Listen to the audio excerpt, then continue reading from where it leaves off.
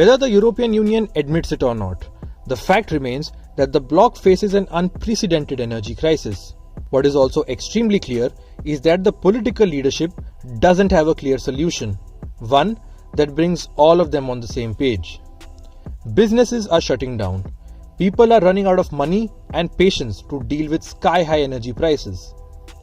And as if this weren't enough of a headache for the EU, there is more to come. You see, when a nation or a bloc witnesses high inflation, it affects every aspect of life. Right from your income to the money you pay for food and electricity bills, everything gets expensive.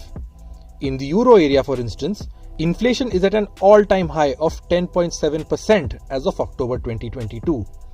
According to Eurostat, this inflation rate is up from 9.9% in September.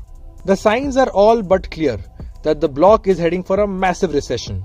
We do not believe that that recession will be sufficient to actually tame inflation, and we can just let things roll out as it will be. We need to continue to deliver on our mandate and to find that interest rate that will help us reach the target that we defined as the 2% symmetric medium term. In the case of energy prices ballooning, the bloc has itself to blame.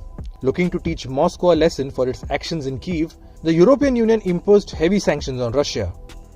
With this package, we will target strategic sectors of the Russian economy by blocking their access to technologies and markets that are key for Russia. We will weaken Russia's economic base and its capacity to modernize. And this move boomeranged. Russia retaliated by cutting off gas supplies to Europe via the Nord Stream pipeline.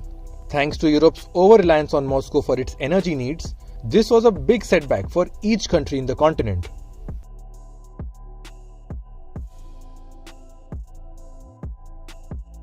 But besides gas shortage, this sanction approach of Europe may well lead to a food crisis in the continent. And the reasons are no different. Among businesses and industry shutting shop in Europe, there are also fertilizer makers. Like energy, many countries in Europe and Central Asia rely on Russia for over 50% of their fertilizer supply. If you add Belarus into the mix as well, the number goes up to as high as 60% in the case of Europe. Moscow then decided to arm twist Europe in a manner where it hurts them the most. Although Russian fertilizers haven't been brought under the sanctions' ambit, Moscow has gone ahead and cut off supplies. And mind you, Russia is no small player in the fertilizer market.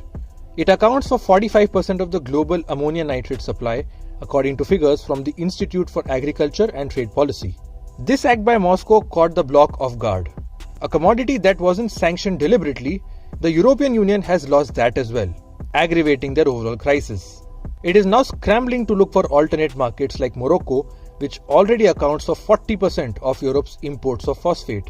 Expect that number to go up significantly. Central Asia is another option, and more specifically, Uzbekistan.